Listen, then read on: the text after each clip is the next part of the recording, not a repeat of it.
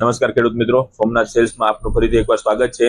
અત્યારે ખેડૂત મિત્રોને શિયાળુ પાકમાં જે લોકોએ ચણા કરેલા છે એને ચણાને પાંદડા સુકારો અને પાંદડા લાલ થવાનો પ્રશ્ન છે। એના માટે અમે ચણાનો એક સ્પેશિયલ ડોઝ અત્યારે મારવા માટે લઈને આવ્યા છીએ। તો જો દવાની વાત કરીએ તો પ્રથમ દવા છે તમારે ઈયળ માટે લાર્વા કિલ કરીને આવશે। આમાં ટેકનિકલનું નામ છે ઇમામેક્ટિન બેન્ઝોએટ 1.9%, અને આ તમારે પ્રતિ પંપ 20 ml નાખવાનું છે। ચણામાં ખૂબ સારું ઈયળ માટે નિયંત્રણ છે। બીજું કે ચણામાં જે ફ્લાવરિંગ ટૂંકમાં ફૂલે પડી ગયા છે એ ચણામાં ફાલ વધારવા માટે, ફૂલ વધારવા માટે નેક્સોન કરીને દવા આવશે। આમાં એમિનો એસિડ અને વિટામિન છે અને આનું પ્રમાણ છે પ્રતિ પંપ 10 ml ફક્ત। અને આનામાં દવા નાખશો તો ચણામાં ફાલ વધારે લાગશે, ફૂલ વધારે આવશે।